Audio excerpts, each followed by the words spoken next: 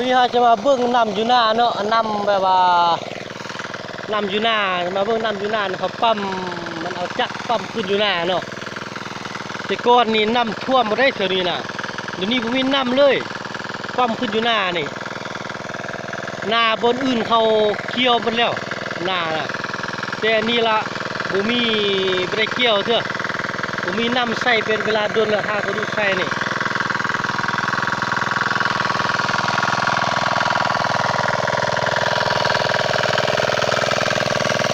เบิ่งแต่น้ำจะดูดนี่นะน้อยเดียวสิน้ำนี่นะแต่ก่อนน้ำใหญ่ท่วมนี่ท่วมฝาหน้านี่ท่วมหมดเดี๋ยวนี้ผมมีอย่างนี้น้ำน้อยเดียวสิ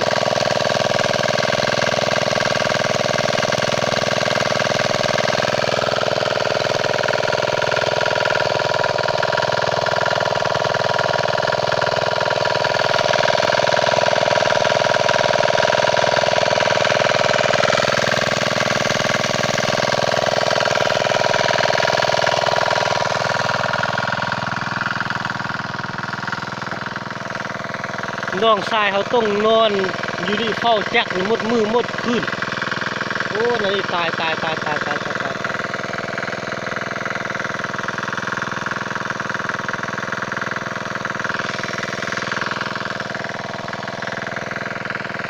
นาเขายังอยู่แคมป์น้ำแต่ว่าเขายังดูดได้แล้วนาคนอื่นพูนมันอยู่เจ้าใกล้ๆพนุ่งเขาจะดูดน้ำอยู่ใส่เขาบาดนี่นะอันปลาชนทุกมื้อนี่เขาติว่ามีน้ำยนต์จีนเขาพุ่นจกอยู่เทิงพุ่นเลยว่ามัน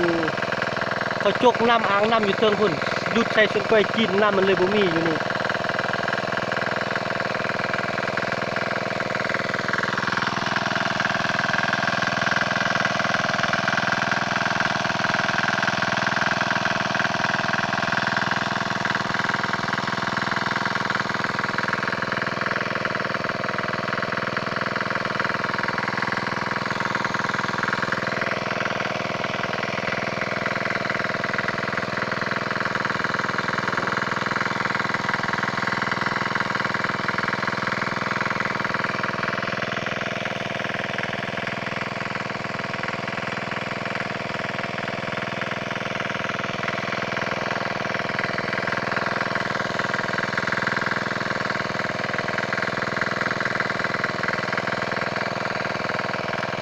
บอลใช้เที่ยวอยู่วอกอยู่เวียงนะเขาเกี่ยวหมดเขานะ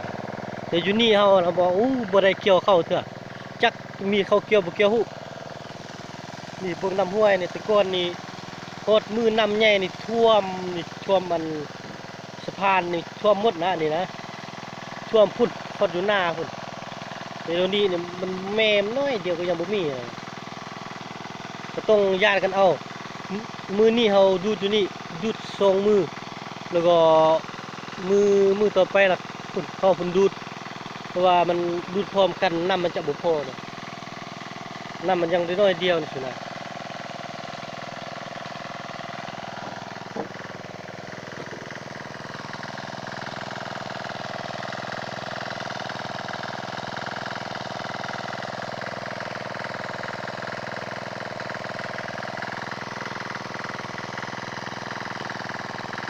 ปีนี้นะเราจะเอาจักรไปโม่เข้าหัน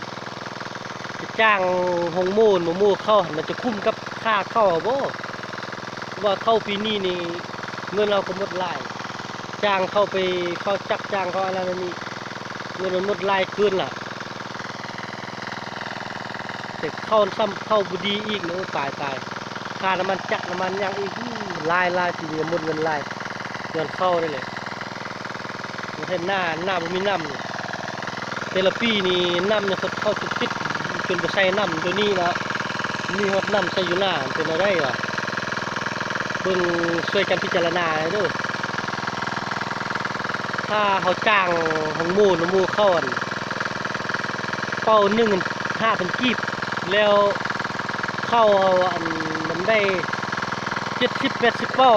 50-60 เป้าเนี่ยมันเอาเงินไปให้ค่าจักรเขาหันเป้า5,000 กีบแล้วเขาจะไปค่ายเข้าหันมันจะได้บ่สามนะ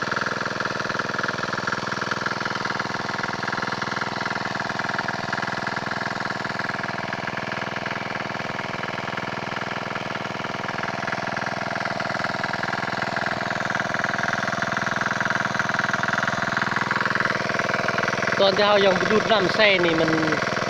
เบิ่งเข้านี่งอกเรื่องหมดแล้วก็งอกเรื่องหมดแล้วก็มันดิ้นนี่จนแตกเป็นก้อนเลยนะพอนะเราก็ดูดมันก็เริ่มซุบๆนิดนึงว่ามันก็ใส่น้ำมอกในช่วงนี้มันช่วง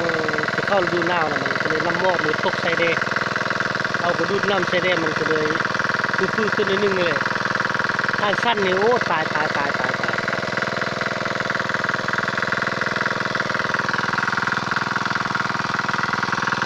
ส่วนกล้วยก็เป็นส่วนกล้วยจีนแล้วก็จักเขาค่ายให้ป้าส้นซื้อไปดูดน้ำนี่ก่อนก็เป็นจักจีนอีกเราหมดนาปีนี้หมดนานี่แล้วก็เวโต้พุ่นแล้วก็เข้า